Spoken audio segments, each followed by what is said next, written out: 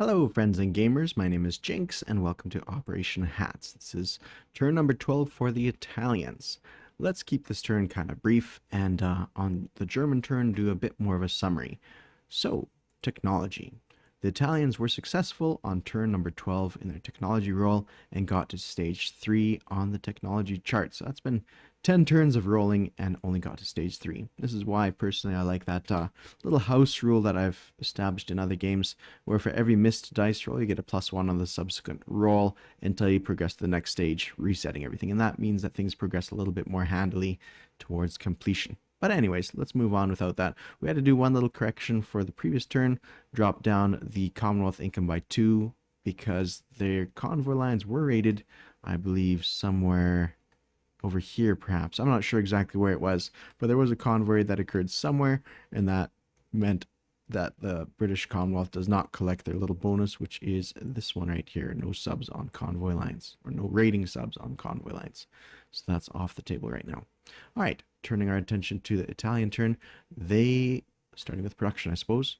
We have our production chart over here. We're going for one Italian destroyer, a militia, an infantry, another infantry, and 2 more militia. So I said that badly. 19 bucks worth of resources being put on the board. Now, we aren't doing too much. These ships here are stuck in port as this was raided, or this port was attacked by the Russians. Now, I had a bit of an option there where I could have moved 3 of the ships out of port. At the end of the day, I didn't do that because I wasn't sure what the British had up their sleeves for schemes to attack my ships if I did move them out here. I'm playing against some pretty vicious opponents, and so that I didn't want to risk it. So I kept them in port, and now they're stuck because there's damage over here. But the Germans will fix that damage, and then they'll be released once again. No combat moves here for the Italians this turn, so let's go straight to the non-combat moves. Seeing as the French are coming up and moving through Rhodesia, we are going to back off our troops back to Cape Town from all these neighboring areas to have a nice sizable force present here. We don't have too many units on the board either, so things are kind of quiet. This tactical bomber is going to go 1, 2, 3, 4, 5 to northern Italy. Likewise, these 3 aircraft are going to do the same, come up to northern Italy.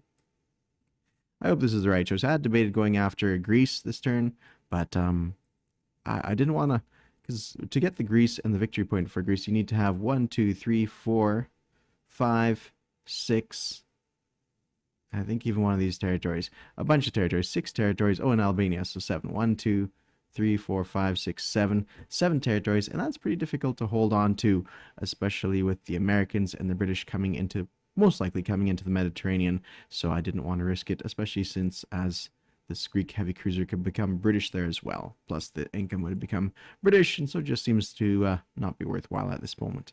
So, all the aircraft go to northern Italy, and infantry moves over to western Yugoslavia. And that takes care of our regular movement. And now for railing. So we have a couple of railing units from Istanbul. An anti-aircraft gun comes to Egypt. From Bessarabia, we have an anti-aircraft gun coming to Rome. And we have regular infantry moving from Bessarabia to East Poland. We have these.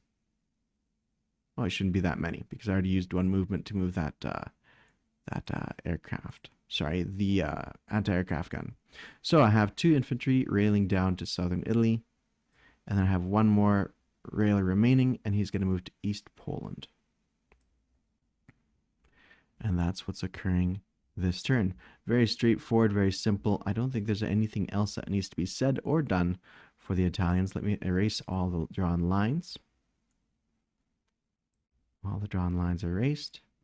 We have sufficient forces here. I might move 1 infantry south to Rome. Yeah, and I think that about does it at this point. Yep. All right, putting our units on the board. Grab all these puppies. There is a bunch of interesting things happening. The Japanese had a pretty good turn on their turn. I'm going to put this destroyer into port. These 2 units are going to be built in South Africa. Now, I do have a supply route to South Africa to build at this factory. That could be supplied by the Germans through Aquitaine going along south here. Otherwise, it would be a little bit more difficult seeing as there's a submarine, a British submarine right here, but there's a supply route sliding its way down south that way there. So it doesn't need to be shortest path in this case. All right. What about where to put my leads? So I put the infantry up here. And then I have 2 militia. I'm going to put one in Tunisia because I suspect the British can grab that. It's going to turn one in Sardinia. I'm not a big proponent for militia, but at the end of the day, they are good for absorbing those first strikes by the enemy if it comes down to that. So that's why I use a few of them here and there. And that's it for the Italians. I don't know how much income I collect here. Let's see. I think I get a bit more this turn. Oops. I get $2 here. So that's kind of nice. 17, 18, 19, 20, 21. 21 bucks this turn. One for there being no enemy ships in the Mediterranean, and one for holding Gibraltar, Suez rather. So that's 21 bucks to spend on the subsequent turn. So fairly simple, straightforward Italian turn.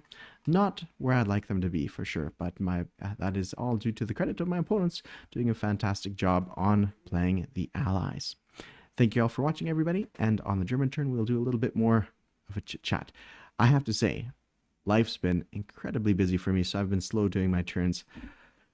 2 days ago, I did like a 20-hour work day. Yesterday was another 12. Before those 2 days is regularly 12 and 14-hour days. It's insane. I need to switch jobs. But anyways, thanks all for watching, and I will talk to you all later. Cheers.